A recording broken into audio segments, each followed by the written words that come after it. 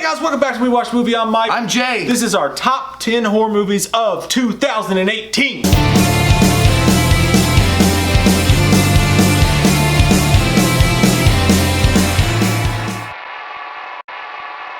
Awkward talk with Dad. Over. All right, getting it started off with number 10. This is one you didn't get a chance to see. Tried to find it afterwards, but to no luck avails. Hellfest.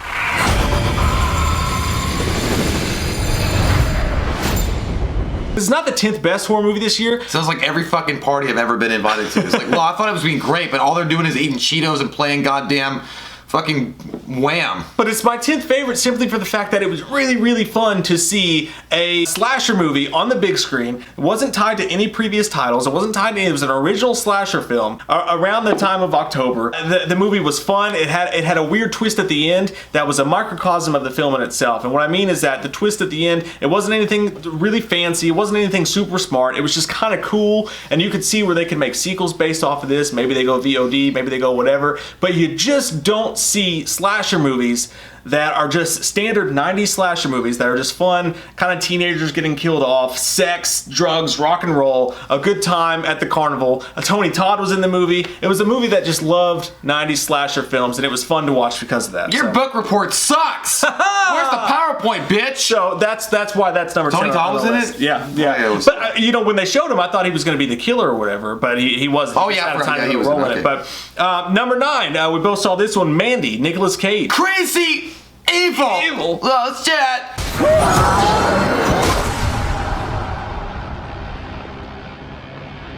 It's so fucking weird and rock and roll. Molly Hatchet in your butt all night long. Can we fucking get a party? Hell yeah, we can. Let's get kissed and fucking play our fucking bar mitzvah. Let's do coke out of a hooker's butthole. I want to do that too. Let's do some booger sugar off a hooker's tit.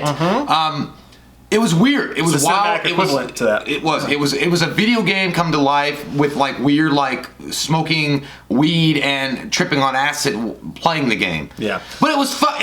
I think it was a Nicolas Cage tour de force. I think that it was a return to what I love about Nicolas Cage. Nicolas Cage not shying away from his crazy aspects of his acting, which is the best part of Nicolas Cage. And I think he had embraced it in this movie for sure, like 1000%. Nicolas Cage is a great actor to begin with, but in this movie, he just goes balls to the wall. And the movie is a perfect setting for him to do that. Like, because it just fucking...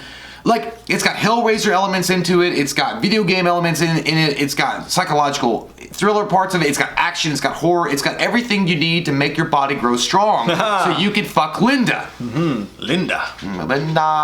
Fuck Linda on Monday. It feels good. Yeah, and a lot of people are going to say, why isn't this higher? I feel like this is going to be higher on a lot of people's horror list. So I'm going to go the negative aspect of it. I love it for all the reasons you just said. This was the best of Crazy Cage in moments. But for all the hype and the love the movie gets, it's well deserving of. But the first half of the movie suffered from a lot of the same things that last year's The Void did. You remember that movie? Whereas it's this crazy wild setting, all this shit's out there, it's very visceral, there's nutso shit going on, but it doesn't necessarily add to the fucking movie. It's got some of the best scenes of any film this year. You ripped my shit! You know, fuck the best of Nicolas Cage and a cheddar goblin, the greatest shit, but the first half of the movie left a lot to be desired, which is why it doesn't end up going higher, but it's still a fucking fascinating, I like the truth, fun time movie. So, number 8, A Quiet Place.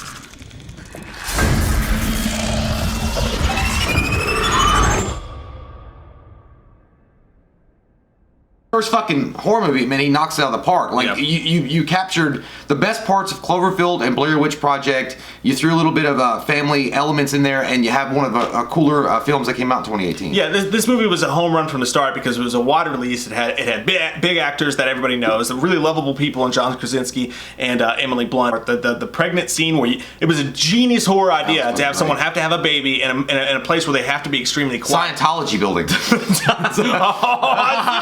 The CGI for the monsters, whatever. But there's one scene in particular with Krasinski, and spoiler free, that is just, it'll bring tears to your eyes. It's a great family movie. It's a great post-apocalyptic movie. Just a really fucking well-oiled machine. It kind of gave you the same feelings that when Mel Gibson is like, hold the line! And he's like waving the flag. You're like, God damn, yes, I love you.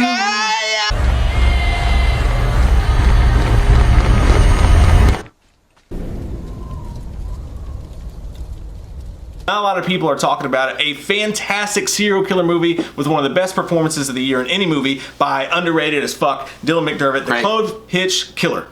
What can you say about the movie except that he likes to tie things up and bound your fucking goddamn nagging mouth and then kill your ass, and at the same time give you some lemonade and be Ned Flanders all over the place. Essentially Dylan McDermott is playing the neighborly, good Christian man that he is. However, there's a dark element to him. You know we're made in God's image. But men like you and me, we got thoughts. What would it have been like to have been BTK's son and not to have known that BTK was your dad? It plays with that whole idea, but it happens in Kentucky, which is pretty crazy and cool. But it's got great. There's fried chicken and everything. Yeah, it's got a great look into what it's like to live in a small town that's very religious, and it also is a great look into the nuances of the serial killer mind, like how they work, how a serial killer works, how he gets away with what he does, what drives him to kill, and it's all very nuanced and not right in front of your face. But if you're watching for it, it's there. Just a really underrated, low-key fucking movie that does a great job at being a serial killer movie. So get your cockles on the air. Oh yeah. Or maybe it's all in my head. Number 6 is Unsane. I've not seen this one at all. I can't believe Anthony Hopkins was in this. A lot of people did not see this fucking movie or don't talk about it or forgot about it because way back in the beginning of the year. I remember watching the trailer for it, yeah. Yeah, it was way back in the beginning of the year when usually shit stains get on the underwear, but this one was a bright light in the darkness. Steven Soderbergh directed this. He did the entire thing on an iPhone, and basically the whole idea is that it's this girl who has mental problems and she has a stalker. Every ex-girlfriend. You've been there. But she has this stalker, and she ends up getting tricked into going into this mental institution, held there basically against her will, and then she finds out that her stalker is there working on the premises. And it turns out that there's some slasher elements to it at the end of it, which nobody talks about, that I think is pretty fucking cool. And the whole movie you're wondering, is she actually crazy or is this actually happening to her? It's a fantastic fucking movie. It's filmed amazingly, and I wish more people would talk about it, but they don't. So number 6 on the list. Great. So great. Number 5, The House That Jack Built. When I think about all the things I've done in my life without in any way resulting in punishment. So the movie is another serial killer profile. Matt Dillon, I think, is without a doubt deserving of at least some kind of nod at the nod or something at an Academy Award or Oscar or something, because he is without a doubt one of the cooler fucking serial killers out there. I don't know, serial killers on film. I'm not saying that serial killers are cool or whatever, and it's very raw and in your face, and it doesn't hold back at all. Like, it does not give you a moment of, in a way, like a break. There's no moment of like, oh, okay, he might be a good guy. No, it's fucking all the time. Like, he's always a bad guy. He doesn't ever shy away from the fact. Fucked upness. Yeah, he loves it. Like, much like Christian Bale in American Psycho. Like, this thing turns him on like nothing else. There are some problems with it. The art pieces that they try to inject in the film, I think, do take away from it overall because they just do so much of it. However, Matt Dillon, again, kills it throughout the entire film. And again, it's fucking raw, guys. There are some things in there you're gonna be like, ha ha ha ha! Pirate ships! Matt Dillon is my choice for favorite lead actor of the entire fucking year for this movie. He was absolutely fucking amazing, and it's another fantastic look into a serial killer psyche. There's a lot of realness to it. It's a fucked up movie, but it's one of the best serial killer movies I've ever seen. So it's definitely worth checking out if you're into that kind of thing. So. Number 4, you didn't get a chance to see this one. I really wanted to. You'd fucking have loved it. I know. You'd have loved it, Jim.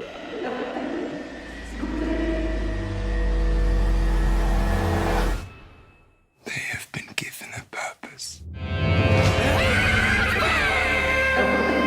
It's a science fiction movie. It's a war movie. It's Wolfenstein. It's Overlord. That's what I saw. Dude, as far as like trailers, I adored this movie, and a lot of people don't like it as much, but I'm telling you, man, from the opening scene, like, it felt a lot like Edge of Tomorrow. Remember when they're on the plane and all that crazy shit? Yeah. It opens up with a crazy ass scene like that, and the way that they film everything is just it's amazing, and nobody talks about that. But this is like the What If version of Captain America. Yeah, it is. Yeah. It's fucking crazy, and there's not an overwhelming amount of horror in the movie, but it still counts to me as a horror movie. You know, you mentioned Wolfenstein. It looks like, I think somebody said that it's the closest you'll ever get to seeing Wolfenstein realized on the big screen. Definitely is, man. It's fucking fantastic. So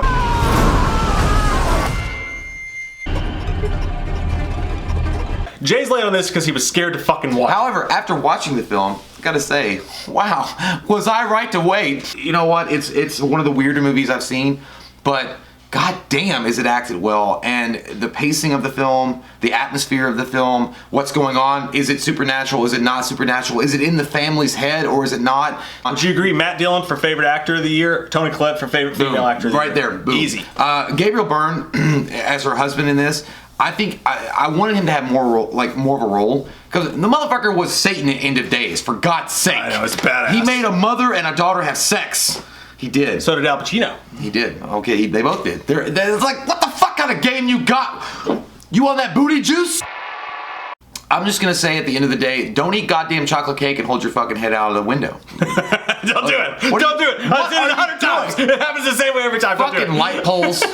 This movie to me, it's one of those movies that we talk about expectations. For you, it was even more so because you built it up in your fucking. Yeah, I mean, I didn't think it as scary. I mean, it's like the atmosphere is great, and I thought the story was great. But the same way that I went in, like everybody was talking about Insidious when it first came out and Paranormal Activity, I thought the story was amazing, and that's hard to do, to tell a great story with a horror without relying on jump scares every 5 minutes, but just telling a great suspenseful tale and then having the other stuff kind of naturally happen, which I think the movie did. I did go in with expectations. I wasn't quite let down, but I was expecting, like, they were claiming the Exorcist of this decade. It's not the Exorcist of this decade. It's not the Exorcist of this decade, because that's fucking insane. The Exorcist is the scariest god. What the fuck? That's ever graced a fucking television screen. I don't care who you are, Jim.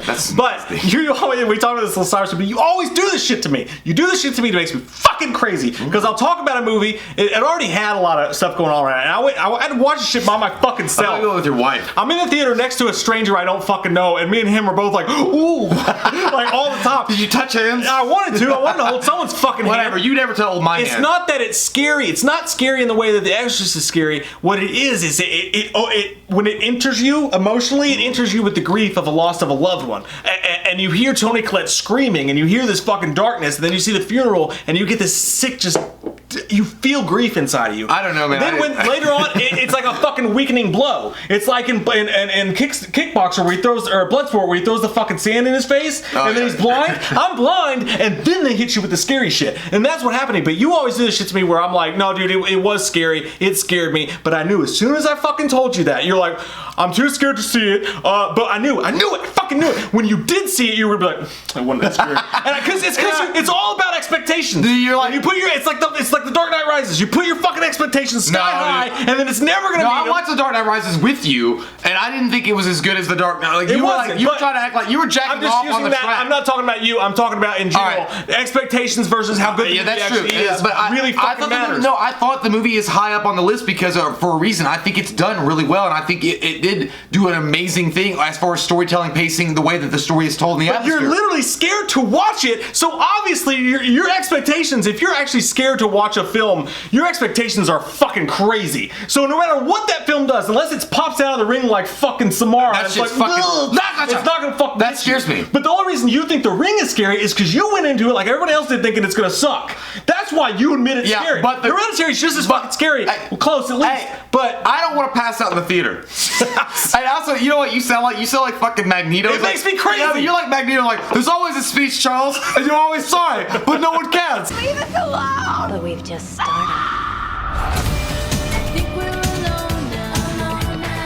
Number 2, The Strangers, Pray at Night. I know a lot of people are gonna have a problem with this, like especially again, Mike's already explained that it's like even though it's a top 10, it's not saying it's the best, number 2 it's our favorite in all of it, but it's our personal pick. But yeah, dude, what can you say? It was fucking amazing. It was great. It felt 80s. It had that like element of the background music in it, like turn around, and it was all like subtle and shit, like the way that they did it, and I don't know, man, I just fucking love the shit out of that movie. I really did. Like,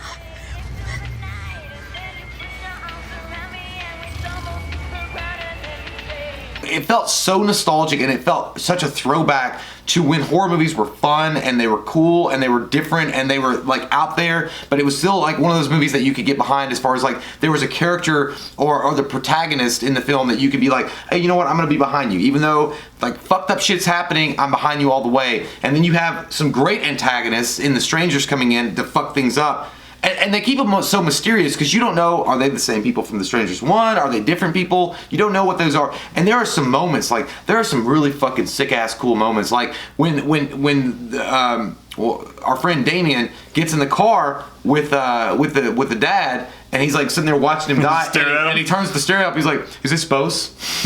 Is this Bose?" And he's like watching him die, and he's like, Yeah, everybody in the theater was like in a fun way, whereas in Hereditary you're like, "Ah!" And this you were like, "Oh fuck!" Yeah, you know that, and that was exactly we that come emoji. together like. But it does. You know, I'll say it's so high on my list because it was just so fun. It was just a fun experience. The pool scene, the '80s stuff, the music. We actually visited that pool scene. Yeah, the fact that it's a slasher film, but not only that, but it does touch personal level on us because we got to go to we went to the pool it was filmed at this year for a pool party. Pool party slash thing where they actually aired the movie, which is really neat. And we became friends over this year with Damien, who played the potato sack man. I love it. I always call him that, but Baghead, the main guy. And he's such a cool dude anyway. Super nice fucking guy. So it was really cool to become friends with him and then to go to that added to it. But that, forgetting that part of it, it was a fun ass slasher movie that harkened back to the 80s and was just a good ass time at the theater. And you know what I liked is when they did a Stranger sequel, you expected them to, we're going to try to be as scary as the Strangers. We're going to try to be as serious. But it's hard to top that. We're going to try to home invasion. They put this at a campsite. They made it fun. They made it a chase. They had a good fucking time with it and made it a fun slasher sequel that I think is going to stand the test of time. So I love this movie a lot. Number one, if it's still on the list, you know what it's got to be.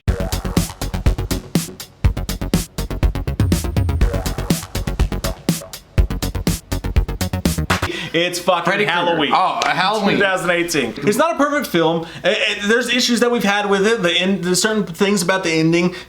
We all know Sartain, the whole issues with that. But guys, they brought that mask. They brought back fucking Michael Myers, and this movie made this year in horror exactly what the fuck it was. They didn't just bring back Michael Myers. They brought back Michael Myers with the Kool-Aid. Oh yeah! They got the mask fucking right. Breaking through the fucking wall. Yeah, thank God for them because, you know, again, Blumhouse did such a phenomenal job bringing back an icon that had been shit on by one that will not be named, Voldemort with herpes, Rob Zombie. But they brought it back from that catastrophe that was the second one, and I know there are fans of it, few and far between, but there are fans of the film. However, they brought it back from what, you know, essentially you shit in your mouth. The darkness. They brought back the elements of what John Carpenter had originally intended with the first Halloween. They brought back the suspense. They brought back the action. They brought back the thriller aspect, which I think was highly lacking in most of the other iterations of Halloween since the first and second one. They brought back Jamie Lee Curtis. They got a great Michael Myers in James Jude Courtney.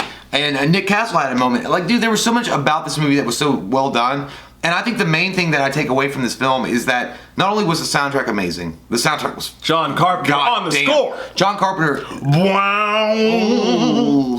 Wow. Shit, I'm late for court.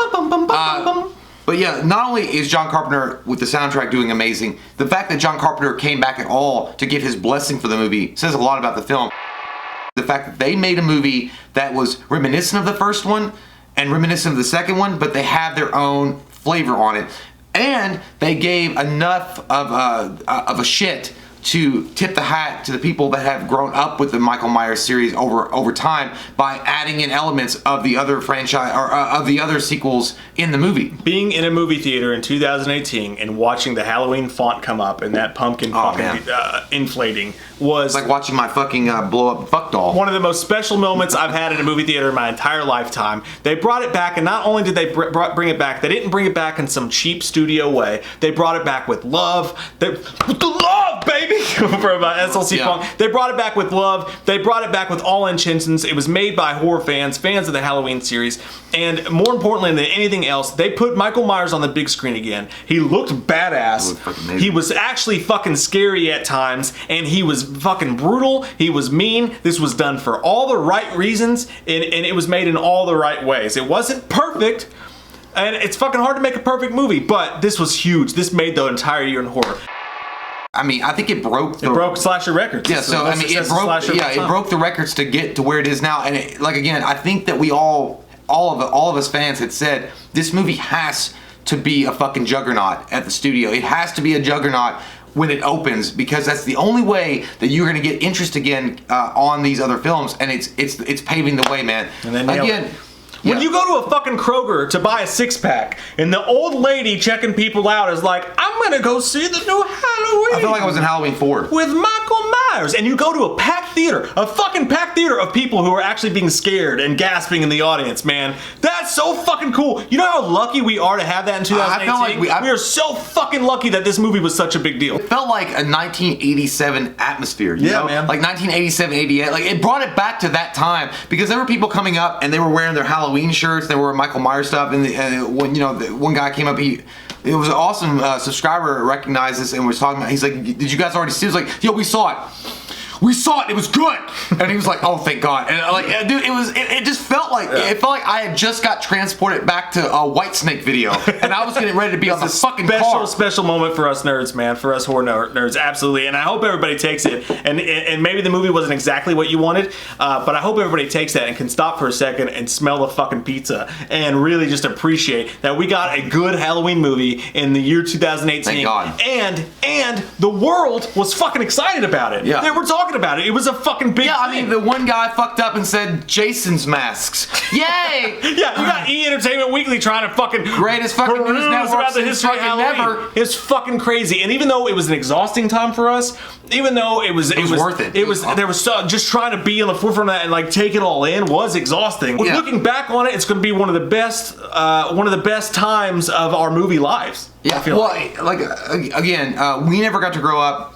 I mean, I was born in '84, and Mike was born in '85, so we grew up with those horror icons while they were in the theater. Like Nightmare on Elm Street came out in '84, and you know, et cetera, et cetera. But it wasn't until later that we got in, like, old enough to really watch movies, that we can experience it in the time that it's happening. You know what I mean? Like, I remember renting The Curse of Michael Myers and going back in the 90s, the mid 90s, to watch all these stuff, all the Halloween or Nightmare on Elm Street or Jason. But being of age now, being in our 30s, and being able to experience what it must have felt like for the people that were in their 30s or 20s in '84 or late 70s, and watching Friday the 13th, and every fucking 2 years getting a Nightmare on Elm Street or Halloween. God damn! Can we fucking please play Def Leppard on our way? Can we do, like, it was so magical. And the reason why this movie is so high on our list is number one, actually, is because it's not the fact that the acting was any better or worse than, you know, The House That Jack Built or the CLOVEHITCH Killer or anything like that. It was the fact that what it represented and what it means for the future of the franchise of Halloween and other big franchises that came before it, the grandfathers of the serial killers, and not to mention the fact the other you know, possibilities that it opens up for directors, young directors, to create new serial killers, or not, it sounds like really fucking bad when I say it like that, but or new icons of horror. Yeah. And that's why I think it's number one. It created a tidal wave that's going to, throughout 2018 into 2019, keep feeling its effects. Yeah, and you know what? It's what this is all about, guys. It's not about how a movie can outsmart you and be deep or whatever. What this is all about is this was the funnest experience we had in a movie. This is the funnest experience I had watching a movie, funnest experience I had in a theater. It's gonna be the funnest experience I have rewatching it. The uproar around it, the entertainment